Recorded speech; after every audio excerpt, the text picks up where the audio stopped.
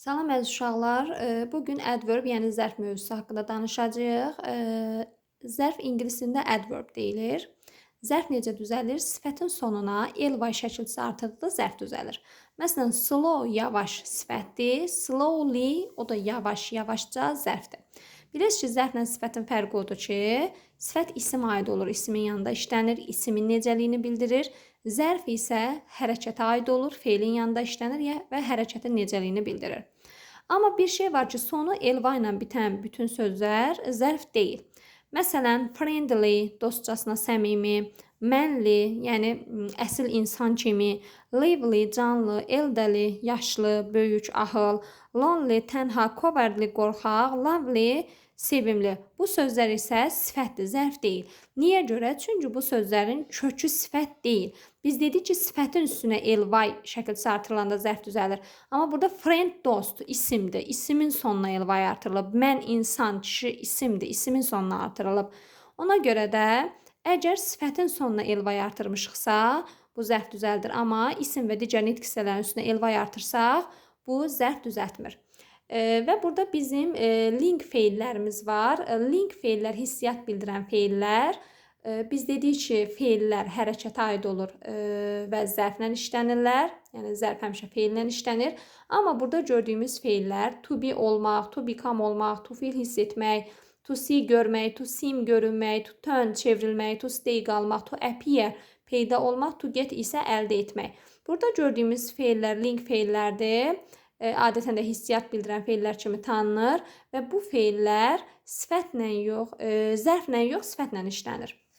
Yəni normalda bütün feillər zərflə işlənir, amma burada gördüyümüz feillər zərfdən işlənmir, sifətlə işlənir. Yəni bir növ bunlarda hərəkət yoxdur, hissiyat var. Bunları yazırıq ki, sifətlə işlənir. Feilləri göstərin bir də. To be, to become, to feel, to see, to seem, turn, to stay, appear və to get. İndi isə digər feillərə keçək. Bəzi feillər var ki, onlar isə həm sifət, həm zərflə işlənə bilir. Məsələn, to taste. İki məna verir to taste. Bir, dadına baxmaq. Bir də dad vermək.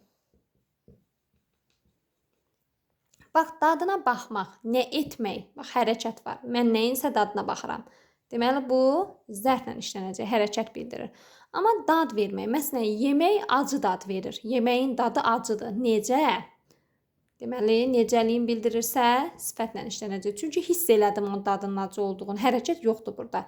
Deməli, birincidə hərəkət var, dadına baxıram. Mən yeməyin dadına baxıram. Nə edirəm?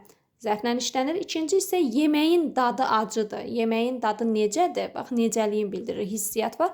Onda sifətlə işlənir. İkinci, to smell.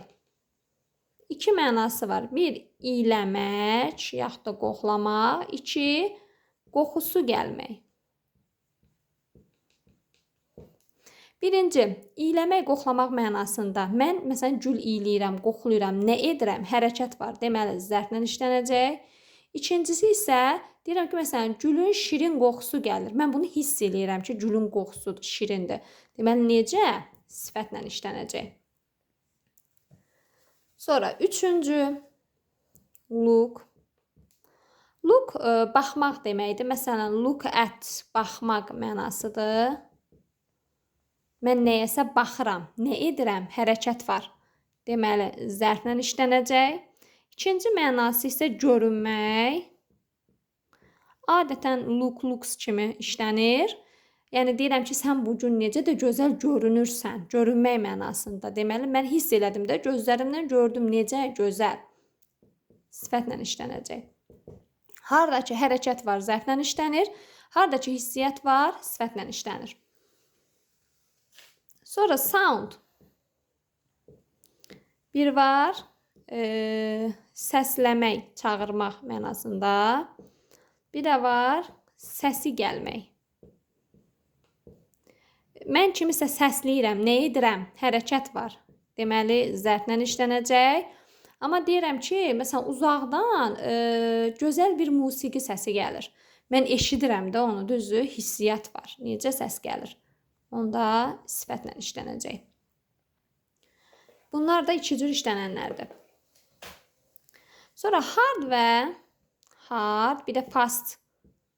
Bunların sonuna ly artırmırıq. Hard və fastın sonuna ly artırılmır. Bunu da bilək.